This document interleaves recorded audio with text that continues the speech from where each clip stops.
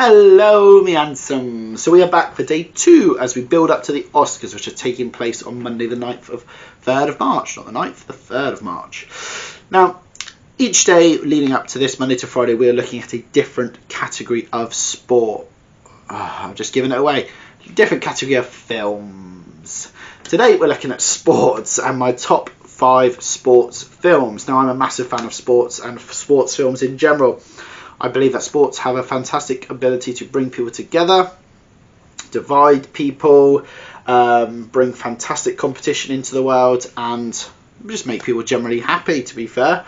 So we're going to be looking at the big sports films that I have grown up with and I love to watch. Some might be cheesy, some you might agree with, some you might disagree with. Hey, put in the comments what you think, but these are my top 5. So at number 5 is Goal. Goal, some people know this film, some people don't. It's a story of effectively a Mexican player who has crossed the border, as Donald Trump would probably say, illegally, and lives in LA, grown up there, plays for a local soccer team, and then he gets eventually scouted to go play for Newcastle, which is always quite a funny difference, the hot sunny climate of Mexico and LA to Newcastle. But effectively it's the story of him becoming a football player, having his dream come true, rags to riches, meeting a girl, playing Premier League football, doing really well, and obviously as it goes on, there are 3 of these films. Goal 2 goes off place for Real Madrid, spoiler, and Goal 3, it's about the World Cup, which he's barely in, to be fair, the main character, Santiago Munez. So why is it good and why is it fun? Well, it's a funny film, it's good, it's fun. There's Geordies in it. I lived in Newcastle for a bit, or Sunderland for a while, so it is funny and it is good fun. There's lots of cameos from actual players. Alan Shearer's in it. There's lots of those type of cameos throughout the film, and both sets of films. I mean, the second one's Dan's in it, Beckham's in it, Guti's in it. It's got that kind of players randomly just popping up, being part of this film. And it's good. There's some drama in it. There's some really good acting. There's some really bad acting, but there's some really good acting. It's a fun film, and if you haven't seen it, I would recommend going to watch it. And number 4 is a franchise that I grew up with and absolutely loved when I was little. Now I watch it, I'm a bit like, it's a bit cringy, and especially when you know some of these child actors grew up, and I think one of them's in prison now. It is the Mighty Duck franchise. Now, of course, I should be naming one film, but I'm going to have this kind of like the Goal franchise as a bit of a franchise. You've got to watch all 3 to really love them. There is a new one. I'm not bothering with that. It's the originals with the original young cast where, it's that classic story. They don't play well together. They go off, get a new coach who used to be a very good, but he's a bit of a bastard himself now. And now they have done well. They get to the final. It's not about winning anymore. It's just about the journey. And it's funny. It's a funny film. Like I say, you watch it now and it's a bit cringy and stuff like that. But at the time, it was fun. Used to love it. It got you into ice hockey as well. Could be part of the reason why I play field hockey, to be fair, from that film. I've played field hockey for a long time, and love it. I love the film, so it's good fun. And then obviously in number 2 they go to the Olympics. They get some other players. There's a new enemy. Number 3 they kind of go to, I don't really know what it is, like college maybe. And they go play there. Every film's fun. Every film's a little bit different. Obviously it's quite fun as you grow up with the characters as well, and the coaches and some of the classic actors who were in it throughout the way. One of the actors, funny enough, actually used to live around in North Devon for a while. But yeah, it's good fun film. I really like these films. Again, if you've not seen it, you have to go watch The Mighty Ducks. Number 3, we are moving on. In fact, every one now is all American sports based. I think Americans make the better films when it comes to their sports. Number 3 is Remember the Titans. It's an American football film about a high school team.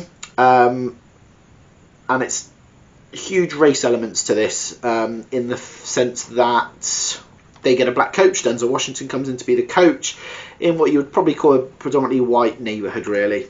And they're not a massive fan of him. They demote the previous coach, who was white, and again, he's kind of not a fan, but against it. But again, it's not about them winning and doing well. It's just about them coming together. And when they come together, they start to do really well. Because, it started as, black players over here, white players over there. And eventually they come together and they start winning, they start doing well. But again, it's less about the football. It's more about the race incitement of it. And the coalition of it, I should say. It's more about that than anything, which makes a fantastic film. And it's fantastic acting. Denzel Washington, some really good young stars. Ryan Gosling's in it, and he's a bit of a bastard in it, but he is in it. But yeah, a very good film. And number 2, we have The Rookie. Now, this is what I call my illness film. When I am ill, I watch this film. Now, last week I was quite ill. There was a horrible stomach bug going around, so I was ill for a couple of days. And, of course, I watched this film. It is a feel-good film about a aging person who loves baseball. He loves baseball. He's been throwing a baseball around since he was young. Had to move around because his dad was in the army. So didn't played and then had to stop playing because he moved to a part of Texas where they don't really play it. He kind of brings it back when he's older as a teacher. And he finds out he's got an unbelievably quick throw on him. So he kind of wants to go back to it. If you see me looking over, I'm looking at my list again. So he wants to kind of get back into it. And, through coaching his young team, they persuade him to go back and try out, and he ends up being a minor league and then a major league player, based on a true story, this as well, which is why I say it's a bit of a crossover. But yeah, it's a fantastic film. I absolutely love this film. It's one of those things where, and I'm one of those people, I did a video a while ago about how I think some of my dreams from when I was younger have kind of ended. But this is one of those things, he's an aging player. The people he's competing against are kind of part his age. But yeah, kind of brings the dream back and realise actually you don't need to lose some of them. You're still always young enough to do things if you feel young enough to do them. Like I say, it's based on a true story, so it did happen. With a player called Jimmy Morris, played by Dennis Quaid, really well. And it's just one of those feel-good films because, you don't know if it's going to happen, then obviously it happens. Fantastic film. And again, this is actually a Disney film as well, similar to the list we did yesterday on Disney. But at number 1, the big one, it is another baseball film. It is Moneyball, starring Brad Pitt and Jonah Hill.